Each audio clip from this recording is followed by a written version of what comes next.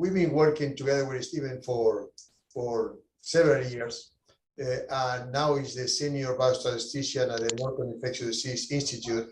And today, Stephen is going to give us an overview of the topic of statistical process control for 30 minutes, and then we're going to have time for questions and answers. Stephen.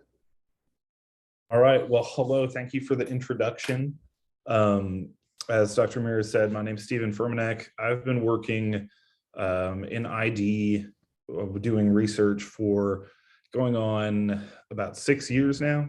Lots of experience here. And today we're going to talk about statistical process control. So statistical process control is ultimately a form of quality improvement. And a lot of times infection prevention can also be viewed in that same lens of quality improvement. So it's a very easy transition. And so statistical process control uses statistical tools to monitor a process. So you can think of a process as just the events that happen. So an event could be all sorts of things that happen over time and then lead to some sort of outcome. So a process could be like rates of defects coming from a manufacturing line, and you could look at like daily for that. For each of these are going to be bound by time, of course. So we could have more in the IP world, the rate of hospital-associated infections, say at our facilities every month. It could also be something like from a lab standpoint, the number of poor quality sputum received in terms of not sure really how many interventions there are to improve the quality of sputum, if any, but just another example. So there are lots of different ways you can use statistical process control. And I'm just going to call it SPC from here on out, just to abbreviate it. There's lots of different ways you can use it within a healthcare setting. It did originate in manufacturing, but in an epidemiology and in healthcare, we can kind of adapt it for our needs. So when we think about a process, all processes have some level of variation, and there's two kinds of variation. So there's common cause variation, which is the variation that usually you can't control, that's inherent to the process. So for example, every time you sign your name, it's going to be a little different. So that would be common cause variation.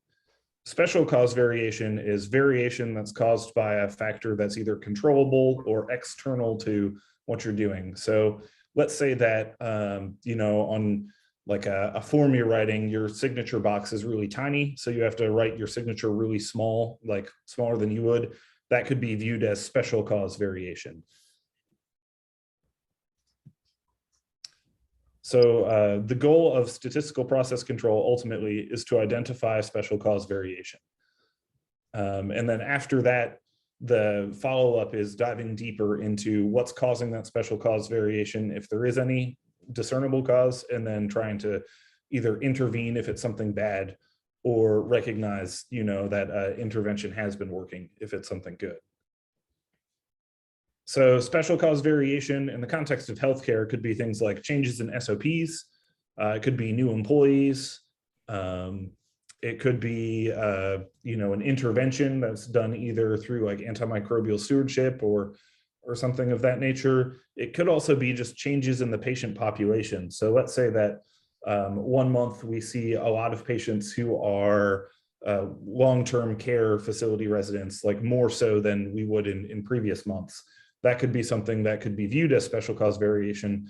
Of course, you can't do much about that necessarily, but it could still be a special cause. And so there are two main tools that we're going to talk about in this presentation for identifying special cause variation, and those are run charts and SPC charts. So typically, if you have data, we're looking at data over time for this process. So what we're going to do is visualize it in a chart.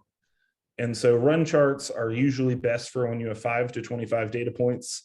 And from a statistical standpoint, they're not assuming any distribution, and they have pretty simple rules for identifying special cause variation. So for example, if we chose to look at, say, the rate of an event per, let's say, 1,000 patient days. So this could be any rate that we want it to be. This is just kind of made up data. But if we have,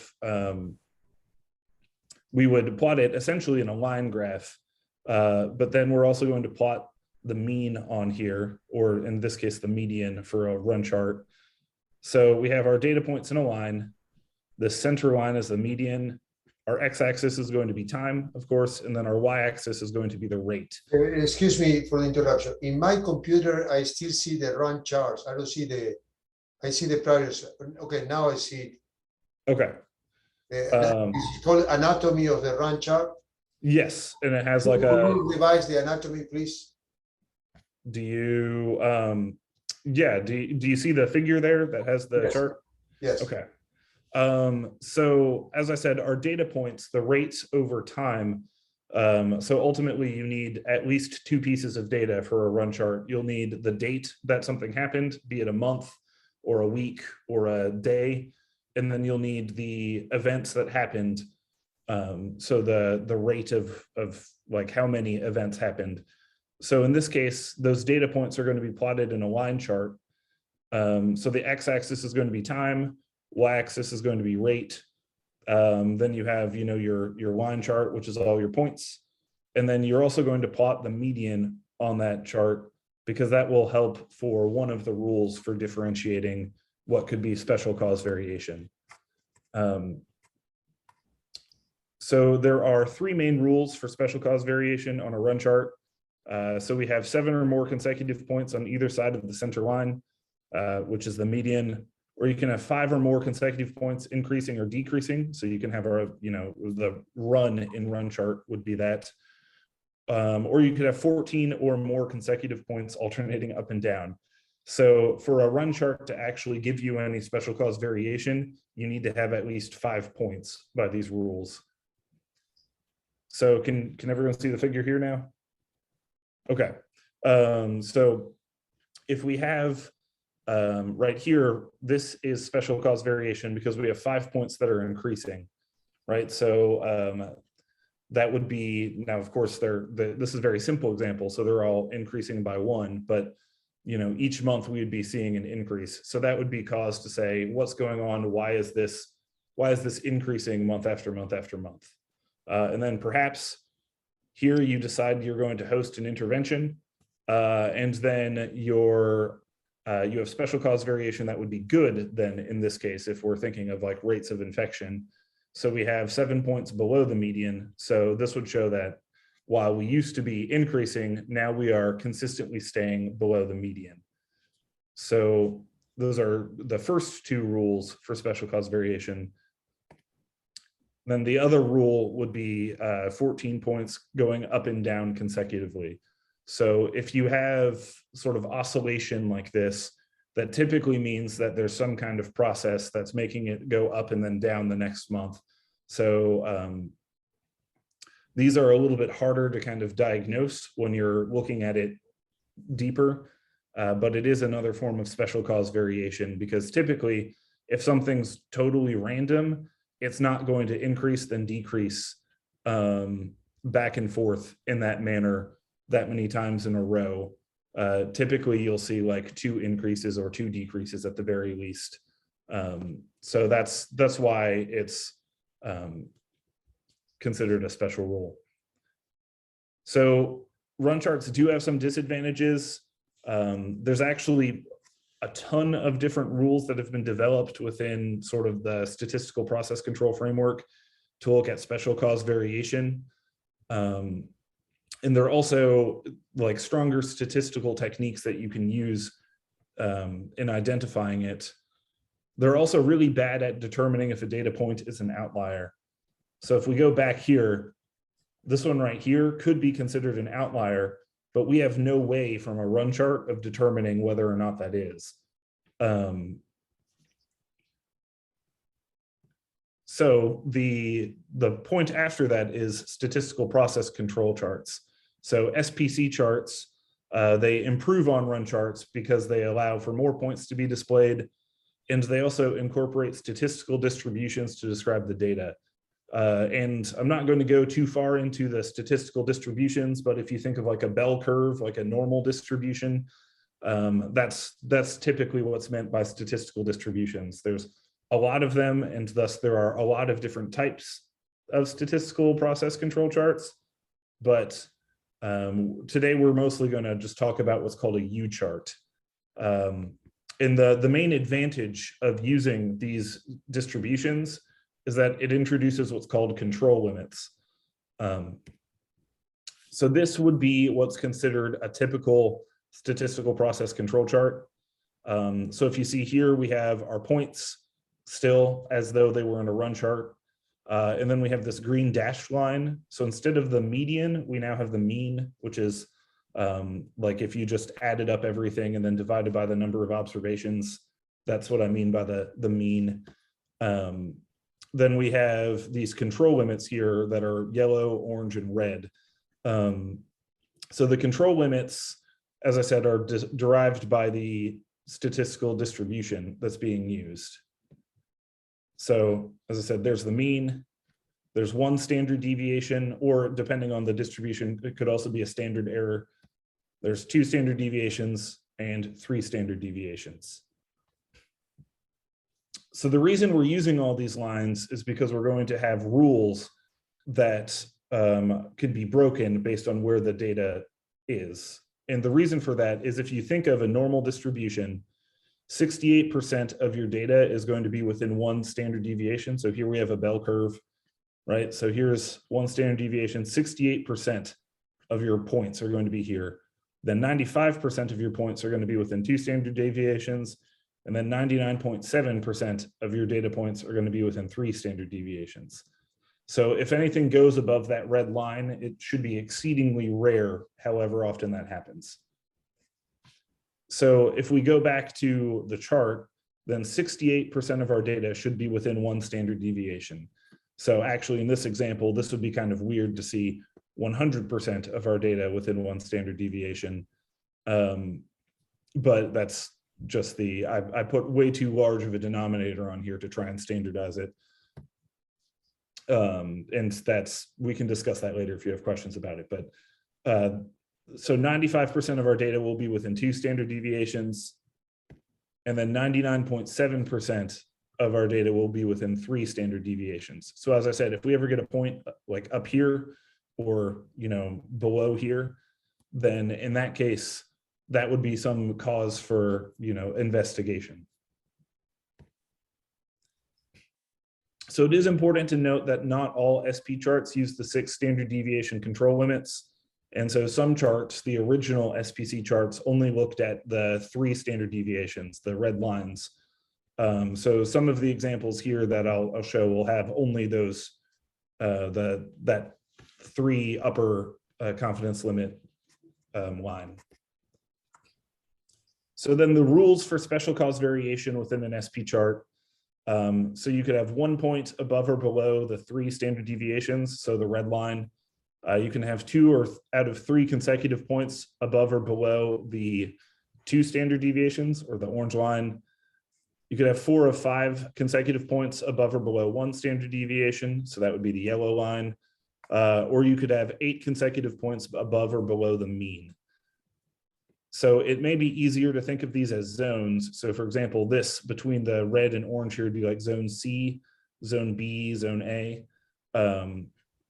So if you have 1 point that goes beyond all 3 of these zones, so it's above zone C or below zone C, that would be 1 point above or below 3 standard deviations. If you have 2 out of 3 points in zone C, that means you have 2 out of 3 points that are going to be above 2 standard deviations. And then if you have 4 out of 5 consecutive points in zone B, that means that you have 4 out of 5 above 1 standard deviation. So, and then zone A is where kind of that's the middle of your data. You would expect most of it to be in there. So then here are some examples of an SP chart with the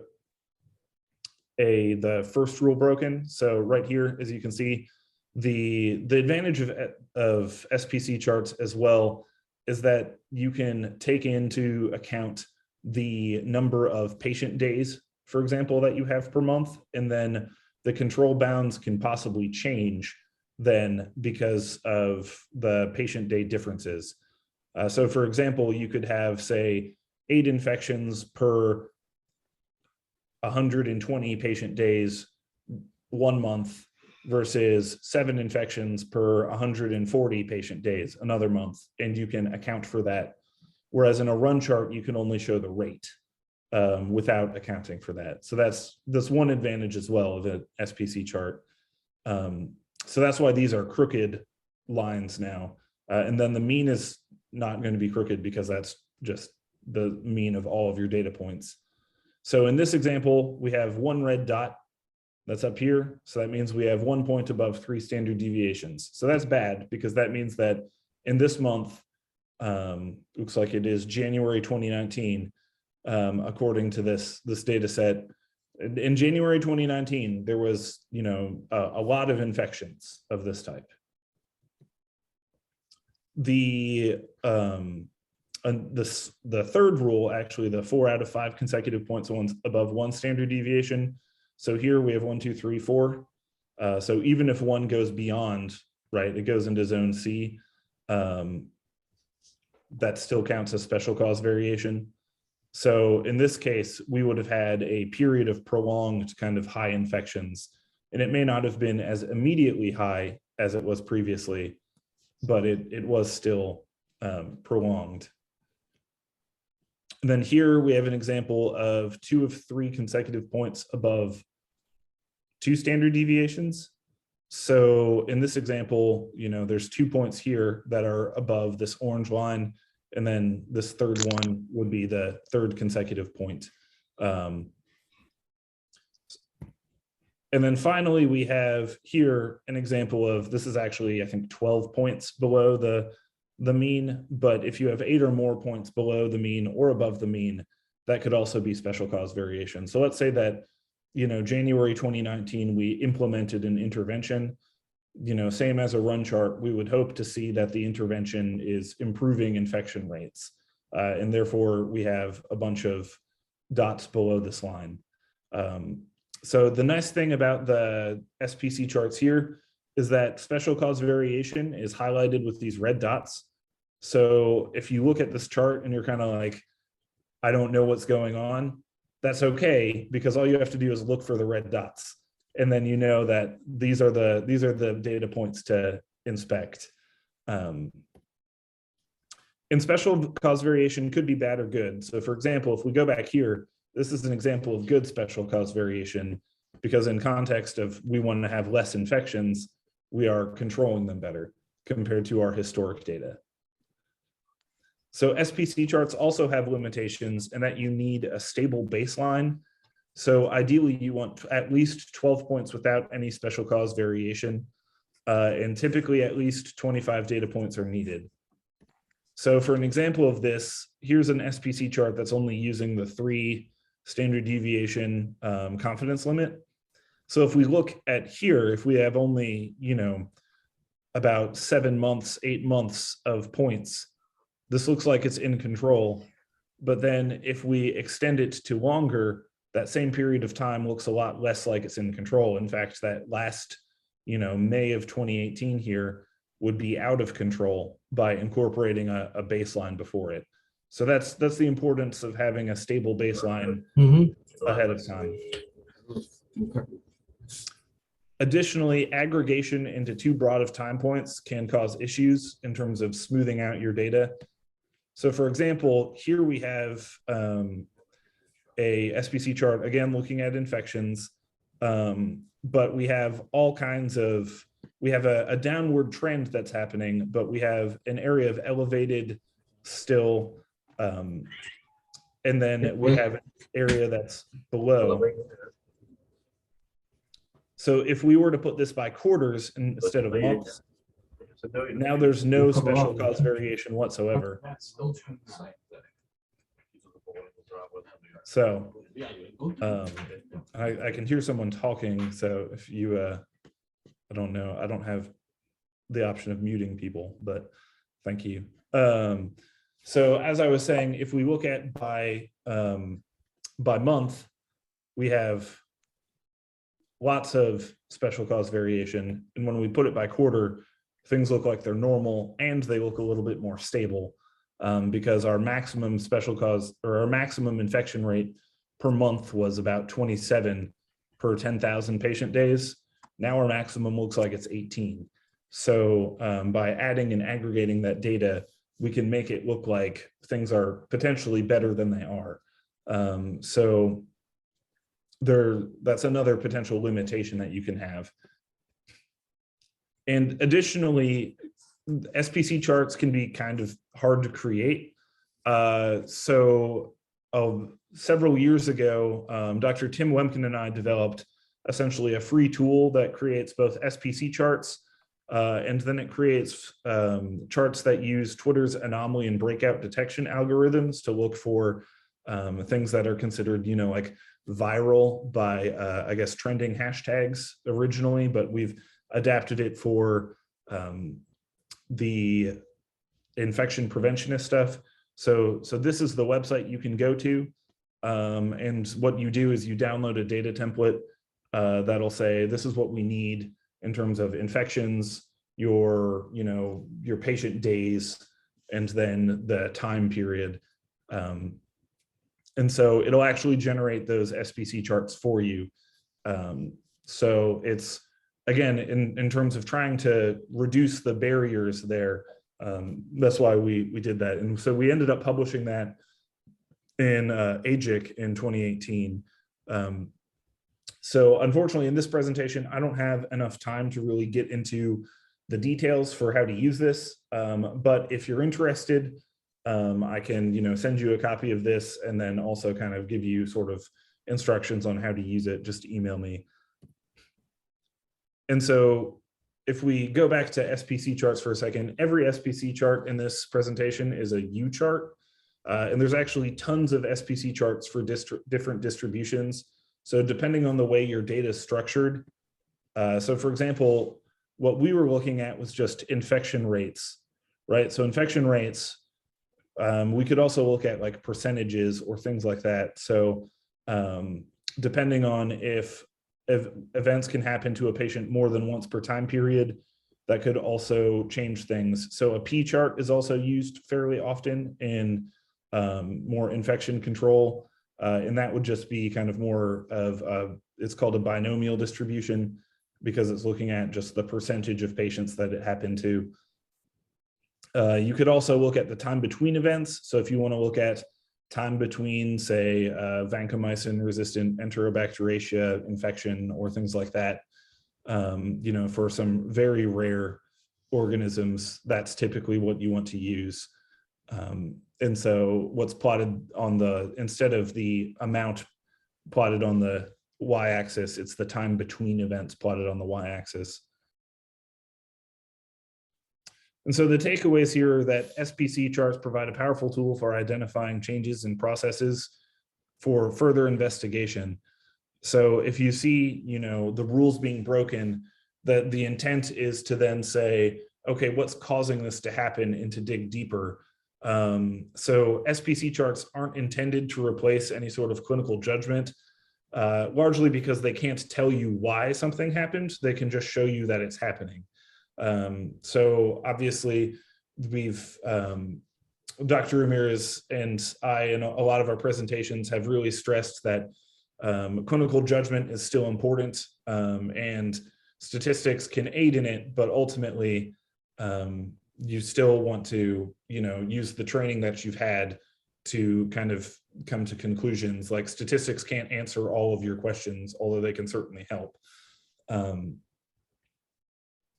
So does anyone have any questions? Very good. Well, thank you, Stephen. And I mentioned to Stephen that he was supposed to give us a presentation of statistical process control without using any formula, any mathematical, and he was able to do it. That's very good. Yes, it was very difficult to resist the temptation, let me tell you. the formulas can go when he play with particular numbers. Then we open this presentation for any comments or questions. You can unmute yourself and ask some questions or comments.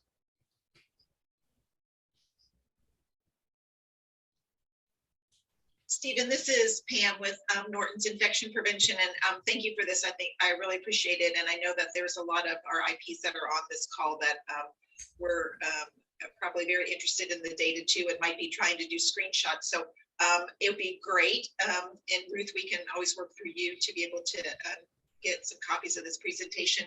I think for me, I appreciate the run charts. I appreciate your last comments, because I think sometimes we like to look at our data over time, but we also have to realize that the way that we practiced back in 2018 isn't the way we practiced in 2020, and the way we practiced in 2020 isn't the way we're practicing in 2022. And so even as we're looking at our rates of infection and those charts, it is difficult to try and do that comparison and learn from that. So I think the data points, as well as adding those clinical changes within that graph, is helpful to see where we might have had some good benefits early on, but maybe have drift now, or maybe new technology is helping or hindering us. So again, I think it's very interesting, but it's also very challenging, because we just don't stay stagnant in our technology within healthcare.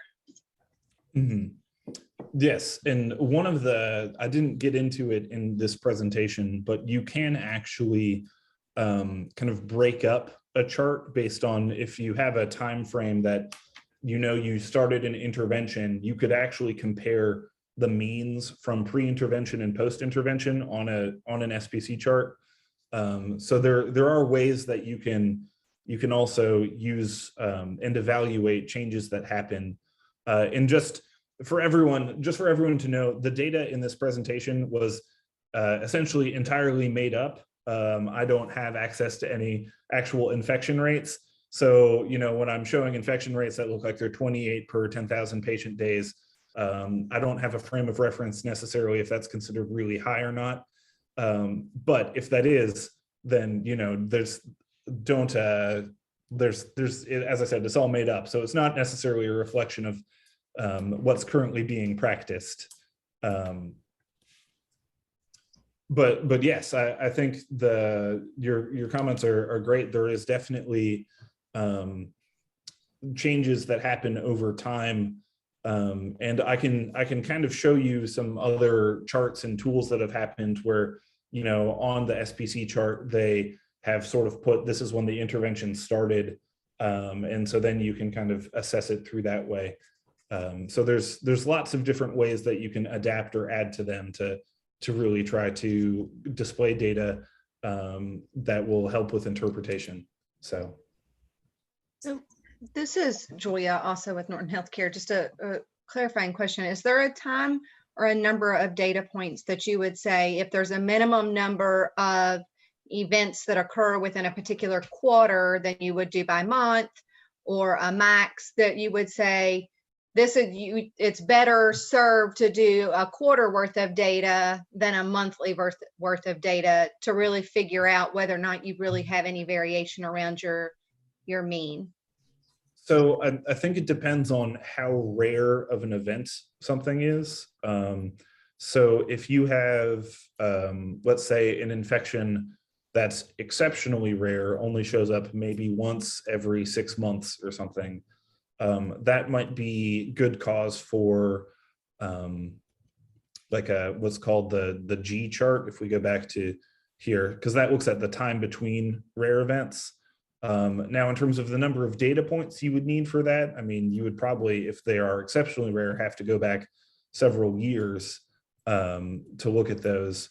Now, there's not necessarily a hard and fast rule about how you dice up the data, in terms of, if you look daily, that might be totally uninterpretable, whereas if you look weekly or monthly. So I think it depends on how actionable the time period is, in terms of, If you're changing things every week, looking weekly might be a good idea. If you're changing things every month, looking monthly might be a good idea.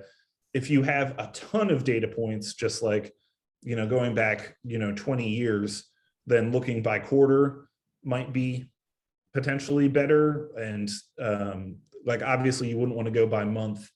If you start going beyond 50 points on a chart, then it starts to become largely uninterpretable just because there's so much data put on it. I think it depends on how much data that you have and what you're presenting. So unfortunately, there's not an easy answer to that question. The answer is, I guess it really depends. And so what you can do with SPC charts, especially if you, since there's so many different options for them, you could use multiple sort of different types of charts to kind of describe the same data. Now, if you, as I was saying, if you aggregate things too much, you might lose out on the finer details. But that would be for like longer term trends. You could look at it that way. And if there's a minimum number of data points that you would need, I would say you'd probably want at least 5. So if you are leaving this lunch and learn right now and thinking, oh, what can I do this for? And so you just start, collecting data maybe by week or whatever of something. You would, as I said, you would need at least 5 sort of data points.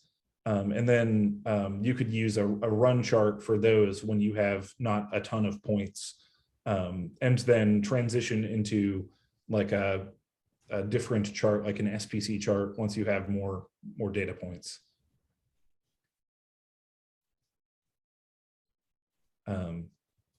Now, Stephen, I love that you gave a couple of examples that I think are so good for us as we, following the questions from Pam and Julia.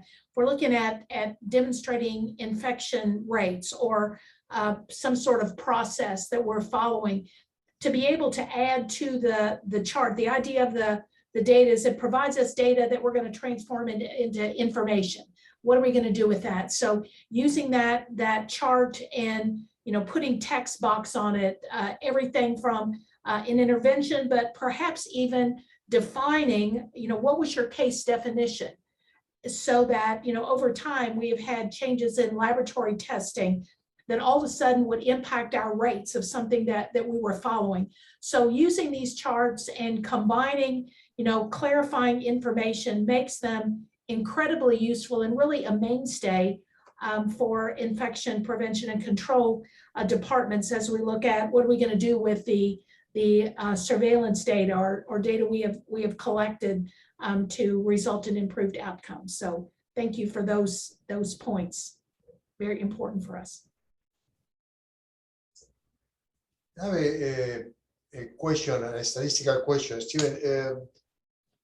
Then I understand that in clinical research, we look at this, the significance as this 5%, not the p-value. And I understand this is 2 standard deviations. And for us in clinical research, when you are beyond 2 standard deviations, something is significant. Now, in a statistical process control, we go to 3 standard deviations to get 1 point. That I always consider this a little bit extreme, because as you say, you are outside of 3 standard deviation, you have 99.7% why is that? And for 2 standard deviation, you need to have at least 2 points, not 1 point. Why in a statistical process control, the statistical analysis is even more strict than in clinical research? So I think the reasoning behind the 2 out of 3 consecutive points, looking at it in that regard, is because when you have a statistical process control chart, like let's go to this one because you can see it pretty easily. So the amount of variation that can happen is pretty high. And so the odds of a single point being anywhere, or the probability of a single point being anywhere here, you could describe in that manner. But I think it's the relationship of time that really is what's causing it to be an issue. Because if we look here, I mean, there's, you know, several other points that are below the mean. So those in isolation aren't necessarily important. It's when we have them kind of in aggregate together that it becomes important. So if we look here, you know, a single point over here might just be, it could just be a, you know, common cause variation. We don't necessarily know if there's anything actionable. I mean, it could be potentially, but here we have, you know, a sequence of 3 kind of months in a row where there would be a high infection rate. So at that point in time, it's kind of saying, well, it's not just a fluke, and it's happening, you know, sequentially. So at this point in time, there's maybe more cause for concern. Now, if we look at the 1 standard, or the 1 point above 3 standard deviations, since this should only be happening, you know, like we would expect about approximately 3 out of every 1,000 points to be above this. So I think that's kind of the reasoning where, like, okay, if we have 36 points on here and we have 1 point above this line, then, you know, there's, what are the probability that this is there by chance is exceptionally low. Now, if it's a 95% chance, that means that 1 out of every 20 points could potentially be, you know, in this zone between the orange and the red. So, you know, it's a 5% chance of it happening. I understand this. No, this is perfect. But it's also, as you mentioned, no, the clinical judgment, because probably 1 point, because for us in the hospital setting, the question is when you start an investigation. So something is, as you mentioned, has a special cause variation, and probably when to start an investigation, maybe as you alluded, a combination of these rules plus the clinical significance, because this will be the statistical significance, the clinical significance of whatever we are seeing, that if whatever happens has a very important to the patient care, or then it may be that mentally we can go to, for instance, 2 standard deviation, beyond 2 standard deviation, 1 point, don't wait for the 3 points. This is why you say that this is a combination of rules, statistical rules, and probably for us to see, what may be a problem that we may not need to wait. On the other hand, we don't want to be doing outbreak investigations every month for every point, but it has to be but sometimes I've seen these 2 ways: people jumping too quickly to do an outbreak investigation, or sometimes keep waiting until the statistical process control tell me when it was clear 1 or 2 months before that we already having a problem. Yes. And so I think one thing to consider is that also, like, if we look at a statistical process control, this here represents ultimately historic data. Like right here would be the most recent point, right? So but this is, now that you made this, another thing, when you present these examples, I always like the idea that probably the chart should finish in the moment that you are out of control, because this is the time that when you decide that you're going to do, because for us, it's always when you decide that you're going to do an investigation or not. And then we go back to the false positive and false negative that we try to avoid. Yeah, so this is all purely my opinion. I would probably stick an SPC chart to 36 months and just use the most recent 36 months. So, you know, every month, like whatever was 3 years ago is going to drop off and be replaced by, you know, the next month.